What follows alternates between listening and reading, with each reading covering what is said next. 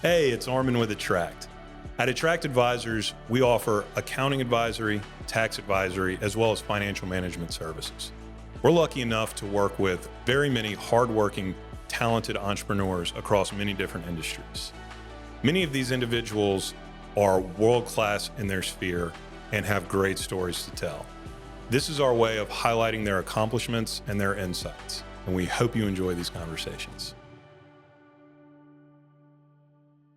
Welcome back, everybody, to Kicking Assets, a podcast based here in Baton Rouge via Attract Accounting Advisors. We're joined today by my good friend and now partner, Jonathan Starns, who is someone who I've always known about ever since I kind of entered into the career realm and the professional world, and who is someone who strikes me as a serial entrepreneur, proud husband, father, obviously son. You've got some businesses with many of your family members and whatnot, and just someone who's a man of God and someone who I really look up to. And so I'm excited today to welcome to the podcast, Jonathan Starns. Thank you for being here. Man, appreciate the opportunities to sit and talk with you. I'll try to behave myself. It's all good, all good. So kind of let's start at the beginning, a little bit about where you're from, what it was like growing up, and, kind of how maybe some early experiences for you, shaped who you are today. Yeah, man. So a little bit about me, 40, I think I'm 41 now, not sure. They all blend together, but grew up here in Baton Rouge, out in Central, went to Central High School,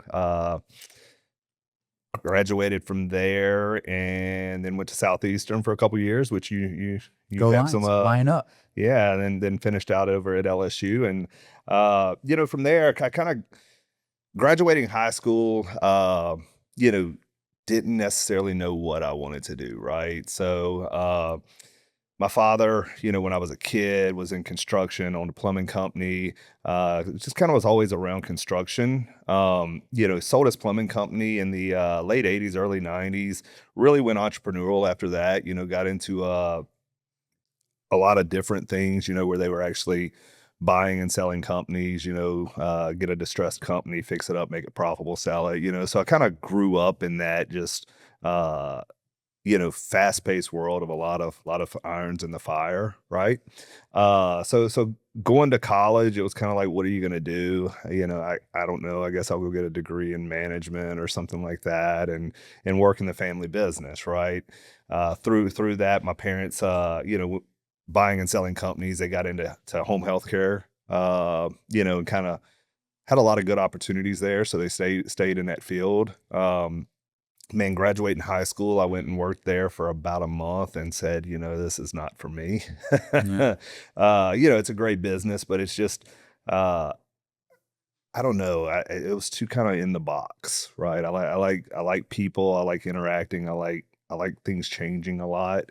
So I reached out to a mentor of mine, Donnie Gyro, and went and met with him and voluntold him that I was going to work for him. And he let me start working there while I was in college as a runner, and I fell in love with the real estate sector. Just it's fast paced. Every deal was different. You were meeting lots and lots of people. So I started working there while I was in college. Got my license. Katrina hit, and the Baton Rouge market just exploded overnight, and the rest is pretty much history. One opportunity's led to another, and here we are today. Mhm. And so, in kind of talking about previous conversations that we've had, and some of the instances of grit and persistence and of reaching out, to people who can help you achieve your goals. That's something that takes, a lot of confidence, but also some humility, because you know that you don't have all the tools to get to where you need to go. What was it kind of growing up that gave you those skills of grit and persistence, but also humility, and also of being, not afraid to ask? Yeah, I mean, I think just recognizing early on that I had a lot of opportunity around me, and I needed to learn how to uh work with people and leverage relationships. I fully believe. I read a book. I can't tell you the name of the book right now, but one of the taglines in that book was, everybody that you need to know to be successful is already around you. Mm. So it's learning how to keep your eyes open, see the opportunities, be a good connector, right? And I think that's what I was able to become, was a good connector, to take, your skills and your talents and mix them with his skills or her skills and really tie it all together to where we could all, you know, together do something big. Things that I guess I would say, athletics was probably a big part of my life early on. And I think that taught me a lot of the life skills that I needed above and beyond the educational skills, Mhm. right? Um, Being on time, being prompt, you know, being aggressive when you need to be aggressive, right? You got to be able to change the game face. When you step on the court, it's go time, right? Mhm. And some mindset there has to change in that element. And I think that really just kind of carried over in life for me, Mhm. especially once I got into the professional sector of, you know, how to go get something done. Mhm. So you started in, it sounds like real estate. And, I know that you've kind of morphed that into, many different businesses. And so maybe talk a little bit about those and, kind of what you've got going on today. Yeah, for sure. So, Donnie being one of my mentors was very significant in my life. He introduced me to a lot of key people. And, one of the things with real estate is, real estate has a lot of different pathways, if you will. So I've always kind of told people when they said, when you say you're in real estate, it's a vast, audience there of what that looks like. Okay, are you a broker? Are you buying? Are you selling? Are you investing? Are you landlord? Mhm. What's your capacity there? So I've always kind of told people, especially, agents or people that'll call me and say, hey, I'm curious, I'm interested to get into real estate. My philosophy on it's, real estate's an avenue, it's not the answer, Mhm. right? It's an avenue to a lot of different things. And some of the stuff that I learned, working with Donnie and, a lot of the other uh lifelong friends that I now have that started out as clients that were introduced to me, was through that. It was truly the art of the deal. There was so much that you could do out of it. So uh I think that the background in real estate is what birthed a lot of opportunities. The background there, the knowledge of construction, development, those things that came along. Some of it I had carried from my childhood on, and other things to just hey, how do I connect the dots here? And uh, it really, I would say, at the core of the wheel, it all starts with real estate, and then I've got a lot of you know affiliated companies now that basically are the spokes of the tire there that keep that thing moving. Mhm. And so, thinking about maybe one of your bigger companies or maybe the one that you've spent the most time on, Mhm. you know, how has starting that company, uh, how did your expectations vary from how it actually went down? And, maybe talk a little about some of those early challenges that in hindsight, you look back and are like, man, how did we overcome that? Yeah, yeah. I would say, I would say our biggest company that we ever did, was Lynn Levy Land Company. Brandon Dotson and I own together. It's land development construction. Kind of one of those things that just some opportunities birthed, started out, and it was just, amazing. Just we had some really, really good relationships early on that, eliminated a lot of risk, which made it nice. Kind of took some of the fear side out of it. But, as we started progressing into that, I think we were in our third or fourth subdivision, and we really started learning that, hey, we don't know everything Mm. here, right? So we had some school of hard knocks we had to go through. Uh, and I think there was a few times early on where it would have been really easy to just throw in the towel, right? This is a lot of work. We could make more consistent monies somewhere else, but we were able to persevere through that, and now it's still not easy. We built up a really good team of people around us, and fortunately have built those relationships even with guys like you at Attract that have helped make that process more seamless for us. Yeah, well, appreciate the endorsement. Was not fishing for that. Yeah, for sure. But I look at you, kind of as a serial entrepreneur, and of my knowledge of your businesses, culture is obviously of the utmost importance of any organization. But for you, I'm interested to hear kind of like your self assessment as to how you lead and how do you manage that type of culture. Yeah, so I mean, for me, culture is super important, right? If we're not having fun, why are we doing this, right? I mean, it's important that we're obviously making money and doing other things, but I'm a relationship guy, right? I will value a relationship over a dollar any day of the week.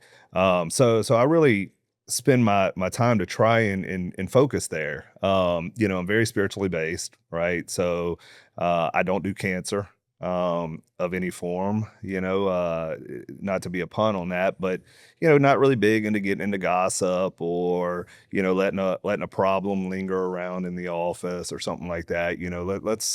Let's deal with it. I think most of the time that, when I look at it, especially from a spiritual place, there's typically a core, an underlier that's creating some form of cancer or distraction in your office.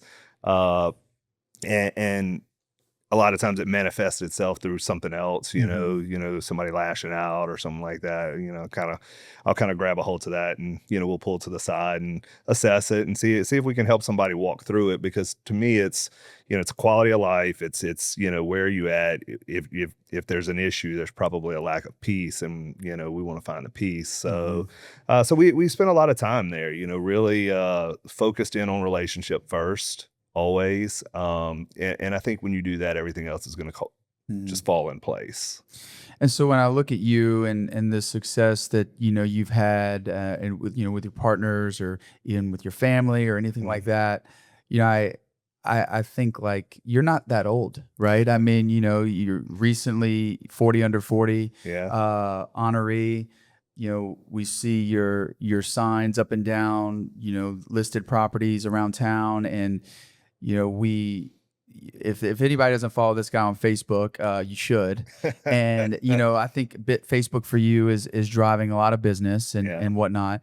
And we're going to get into the marketing here in just a second, but I want to hear maybe about maybe one of the biggest lessons you've learned. Some might call it a loss, right? Like we know about your wins, but from like a lesson learned, is there something that sticks out to you that happened that maybe was unexpected, and yet you made it through, and now you're better because of it?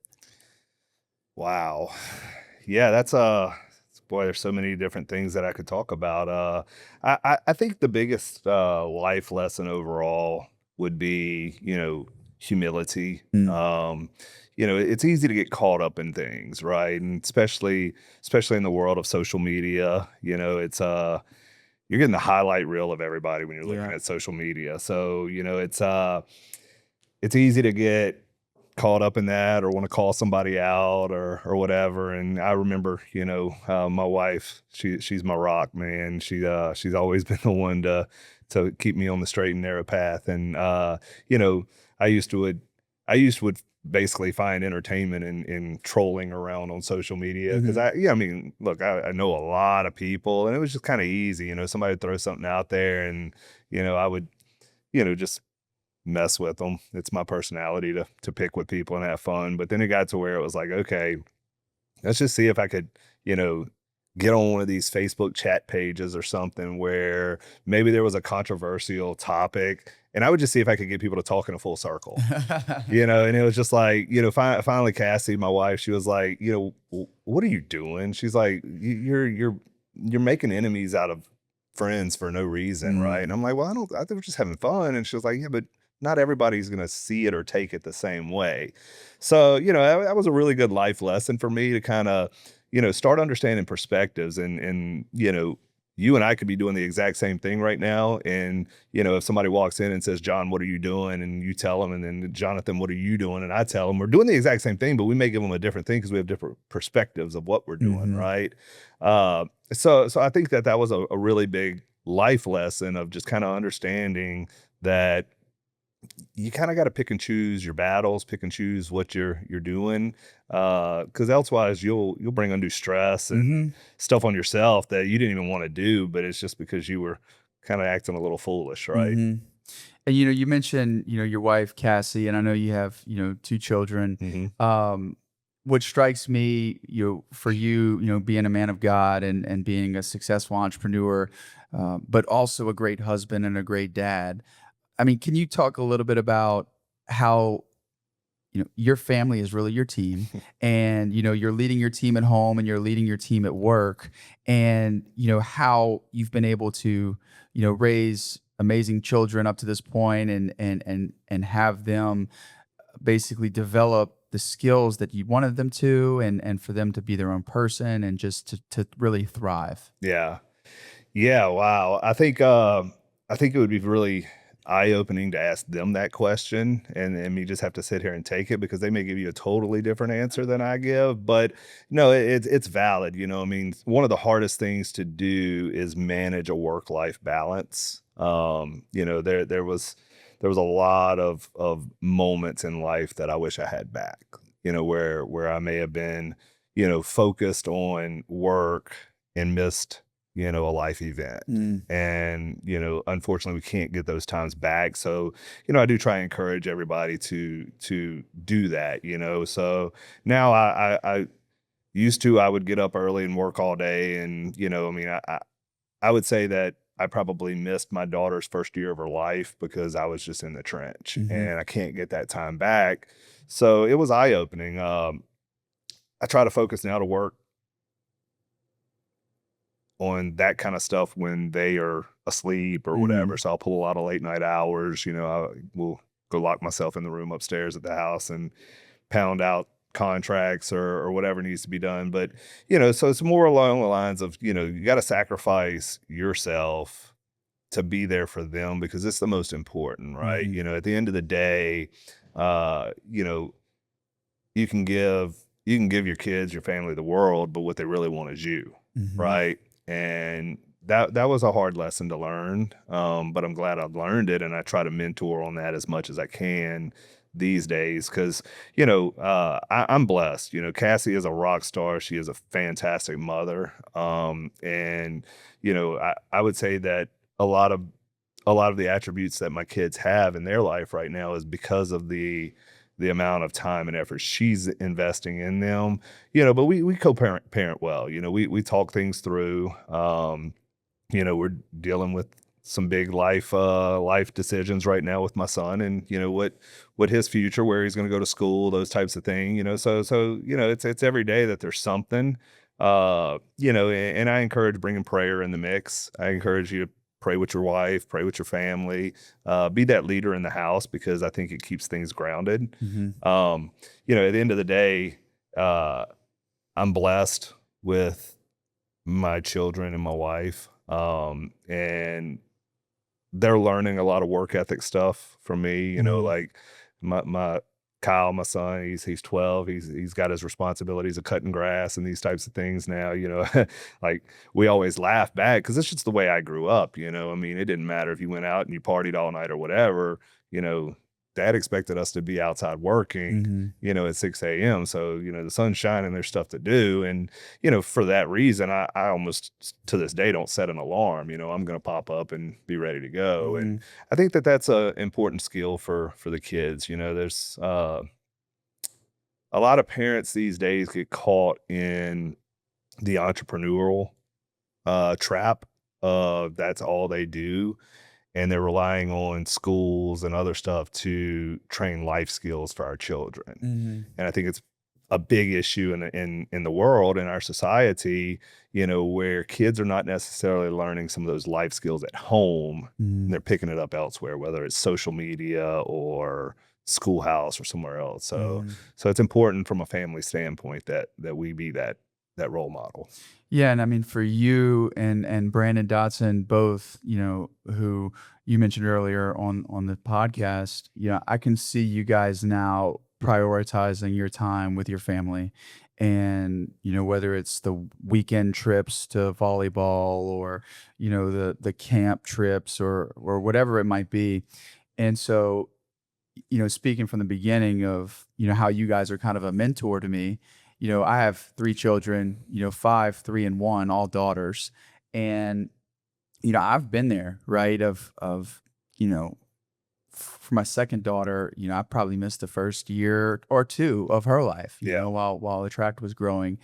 And, once you get to a certain point where, the needs are kind of met, you're able to kind of step back. And so, just being cognizant of when that is, Right. when you reach that threshold, and you know, again, not falling for that dopamine addiction of getting the next deal and Yeah. doing more and more. And so, I just wanted to kind of give you guys some props for that. I appreciate it, man. It's important to have accountability around you. You got to have the right people around you that'll help you see that and will call it out. My wife's, like I said, she's my rock. She'll call me out on anything pretty quick. And I'm pretty sure she could take me too. So, I got to behave. But no, I've got some good, solid people around me, accountability brothers is that I call them, that'll, they'll keep me in line. And that was important for that because, when you really step back and look at it, John, the time we have with our kids, it's a snapshot, man. It's that fast. And there's, these key points in their life where they need, nurturing and skill set from us, right? There's in the infancy period, they really need their mother, right? When they start going through adolescence, they really need their father. And it's important for us to be there in those situations, whether it's motivating them and lifting them up, for a sporting event or whatever it is that they're getting, ready for. But to be there and hug them and tell them you love them after it so that they get the affirmation, no matter what the outcome was, you're proud. And I think they need to hear that. I think it's important that they hear it and see it, because that's the things that go in life. I mean, the way I look at it is I don't want my son to miss out on opportunities that I missed out on because he saw what he saw in me, and if all he saw in me was go work, work, work, work, work, that's what he's going to know. That's what he's going to perceive, right? So we have to make sure that we're doing the right things. We're showing affection to our wife, to our daughter, to our son, because we want them to be that person when they grow up. Yeah, you're leading by example. Correct. Yeah, it's so good. So, obviously a bunch of business ventures, thriving family, all of that. I'm curious about, kind of the plans for the future of, maybe a project or a company of yours, what you got going on, what do you expect to come of it? What does the future look like for that? Yeah, man. Look, I love stuff that allows me to tap into the creative side. I've got the turf business that's out there, with Louisiana Turf Company. We specialize in building golf greens, but we do a lot of other stuff, hardscapes, outdoor living areas, those types of things. And it allows me to stay in touch with my creative side because I can walk in somebody's backyard and I can really see a vision, and I can take their ideas of what they want and I can put it on paper for them and show them, how we can get that vision to life. But aside from that, I like business opportunities that allow a platform for giving back or creating a legacy or those types of things. So one of the projects that we have going right now is an RV resort that we're doing up in Natchez, Mississippi. So it's called Magnolia Trace, and that project it's been a while coming. But I'm excited about it because of the opportunities. It's a place for people to go create memories, right? And I think we get caught up in a world today where everything's so fast paced, and just the idea, the nostalgia of going to camp and ride your bikes around, teach your son how to build a fire and catch a fish, and do these things. It's it really inspires me as a project. Obviously there's some business side of it that I really like. It's shown to be a very good market, or a good industry as a whole, especially during economic downturns or pandemics, those types of things. That RV sector is kind of escalated through those periods, which, if you're an entrepreneur and you're looking at it, that's exciting. These things are in bad times, these things do well. They outperform. So really, really excited about that project to come to life. We should be breaking ground on it here within a matter of weeks. So that's probably the most exciting thing I got going on right now. Yeah. What's 140? How much? Yeah. So, phase one will come out. We'll have 147, 150 units, give or take, about 10 or so cabins, the rest RV sites, lots of amenities. It's kind of a unique design what we did. A lot of times you see a new campground. The camping industry is kind of weird because it was like, during the 80s, you had this boom, of like all these big parks, mostly state parks or government-backed parks where, they were doing it on federal lands or whatever it was. But you had this really cool, wide open space, right? Didn't really have a whole lot of technology or amenities to it, but it was cool spaces. It was nostalgic. It was rural, right?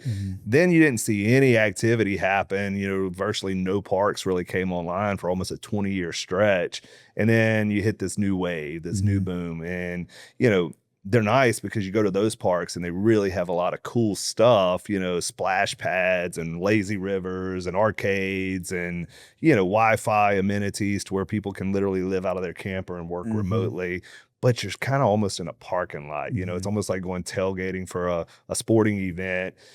So what we tried to do with the project is create a blend, a combination of both. We wanted to take a lot of the rural attributes that we like. I don't want to be, next door to my camping neighbor, where I walk out of my door and walk in his, so we wanted to have that space and open areas, a lot of green ruralness, to where it was nice, but we still wanted to have those new modern state of the art amenities and stuff. So we spent a lot of time trying to find the right property to do that on, the right area, where you got access, you got utilities, you're within proximity of, a city that has things going on as well. So we were able to put all that together, and it's a really unique concept.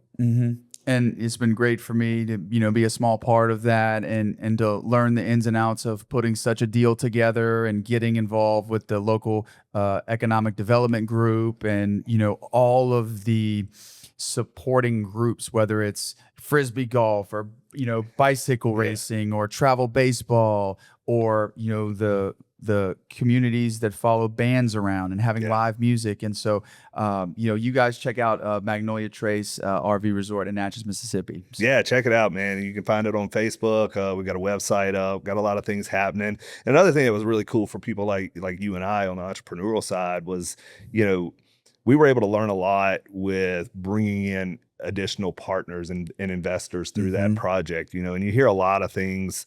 There's lots of podcasts out there in the real estate world today about, syndication or, bringing investors in on deals and, to actually be a part of that, doing it. And it's not just your cookie cutter investment. Hey, we're going to buy some apartments or a trailer park or some storage units or something. It was a creative concept. But again, it goes to prove in that world, if you have a good deal, there's always potential for investors or other people to play in the game with you. So that was pretty cool. For sure. And gaining, investors' trust and doing all of the due diligence around case scenarios of, good, great, excellent. What does that look like? Obviously is that part of it's very important to investors because their goal is to make money just like the rest of us. And, just being able to go into every scenario and give just different assumptions and present that. And then ask, do you guys have any questions? And they say, wow, you guys covered everything. That felt really good. Yeah. And it's something that, we got better at as we went along. And so Right. I'm really excited about that project as well. And so kind of getting back, to the high 30,000 foot view as we kind of wrap this thing up. Can you talk maybe about the best advice you ever got, and also give me the worst advice you ever got? Yeah. So, the best advice I think I ever got was uh, the mindset of putting together a good deal. The means of financing that deal will come, right? Mm. So I think that was kind of ammunition for me to go explore opportunities, right? And look, there's been a lot of times where I thought it was a great deal, and I started meeting with a couple key people that maybe I wanted to invest or do something like that, and they kind of blew holes in it and made me realize, all right, maybe it's not a great idea. But I think that was the thing, is that just having that peace of mind, because a lot of times, investors, entrepreneurs, people that want to take off in this sector, they get limited, or get caught up in, paralysis by analysis or something. They're just overthinking a deal, or, the biggest block is money. Man, that's cool, but how am I going to do it? Right. So us being able to teach people how they do that, how you go out and raise money. But the simple truth behind it was the good advice that was given me. If you have a good deal, the money's always going to show up. That's right. Right. So that was probably the best advice I was ever given, to at least fuel my fire. Worst advice. Let's see. I've been called short-sighted. I've been told that, debt, even if it's backed by real estate, is all debt is bad. Yeah. Careful about marketing because you're gonna reach too many people and not be able to execute. Yeah. I mean, I think, I don't know, some people are afraid of partnerships. Which rightfully so. I mean, I've had some bad partnerships along the way too that we've had to work through. And, but ultimately I think, the combination of talents allows you to do a lot of things. So, I would tell people that, vet it real well, but don't be afraid of it, because partnerships can be good. But through that, trying to nail down like the one nugget for you on like what's terrible advice and don't listen to people. But I would say through that is, you got to follow your heart, man. If you spent time in prayer in it and you really feel it's the right move for you, I would follow that. I mean, something about that that inner spirit guiding you typically will give you the right answers. Yeah, like, Jonathan, are you sure that you don't want to, go work in corporate America because you got great benefits? Yeah. Or they'll do your retirement. And those are just all things that young people especially are told. Well, it's easy to get caught up in being comfortable. Yeah. It's easy to say, well, I could go work at the plant or wherever and have a steady paycheck. And look, there's been a lot of times in my life where that would have been really, really nice to know that I've got a set schedule. I'm gonna work, 8 to 5, whatever that looks like, and I'm gonna get my check and I'm gonna go home and I'm gonna forget about it, right? But at the end of the day, I don't really think that I'm wired that way. I think I would be miserable, if I wasn't flying around with my hair on fire kind of deal. Right. So, but it's easy to get caught up in it. But I mean, I've kind of always believed that that a salary created complacency. Wow. You get comfortable there and just well, I'm not gonna be over motivated to work an extra hour today and get this job done because it's gonna be there tomorrow and I'm getting paid the same price either way. Wow. So that was probably a big thing for me. Just, hey, the sky's the limit in this world, and you get out of it what you put in it. Yeah. So I think that's probably a big thing. That's so good. And kind of our last 30,000 foot question. Counting is obviously, to a lot of people pretty boring until you need it. Yeah. And can you kind of talk about in all of your businesses, what has accounting meant for you? Have you found a new passion for it? I mean, you are a numbers guy. Yeah. Is that something that you've always been a numbers guy, or you became that out of necessity? And, what has it done for you in terms of, giving you that forward-looking clarity that you need to be successful? Yeah. So, I mean, I think at the end of the day, it all comes down to the numbers one way or another. Mhm. Whether we're talking business or we're talking life, everything's calculated. I hated math. I hated math. I was actually okay at it, but gosh, it was like what am I using algebra in life for kind of Right. deal. But as I moved further in my career and into business, I realized the importance of social math skills around accounting. Have worked with numerous accountants over the years, some good, some bad.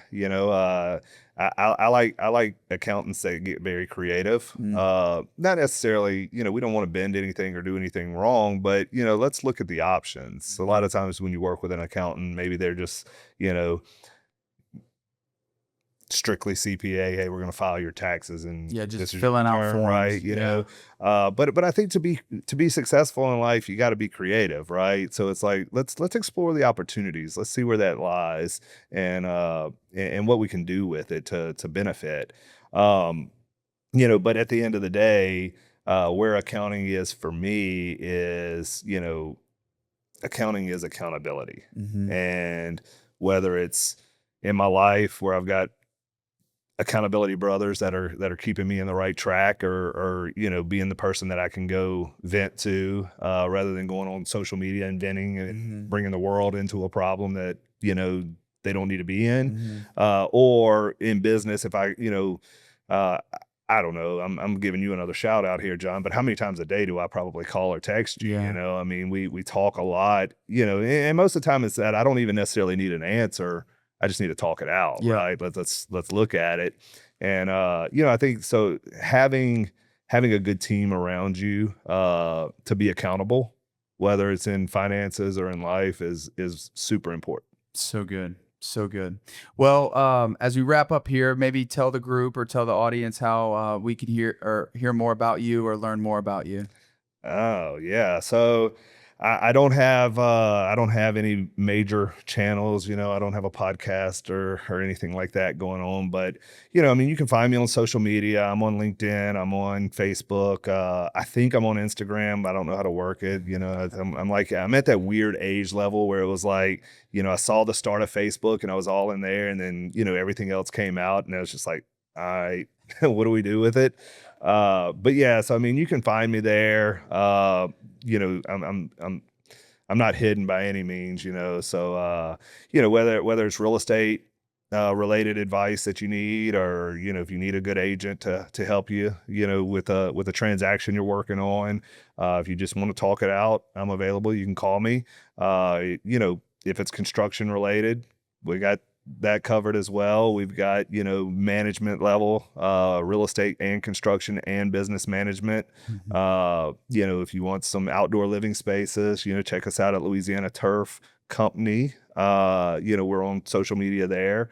Uh, you know, RV parks coming. Yeah. So, lots of different angles where you can find me. Hmm. And I'm always open to, you know, share my knowledge, share what I Hmm. know, share what I don't know. Right. But I enjoy people. So, at the end of the day, you know, I never know where a conversation's going to go. And typically they always go somewhere good. So, So good. Well, thank you so much for being here, Jonathan. And for all of you who are watching this podcast, stay tuned for the next one. Thanks for watching.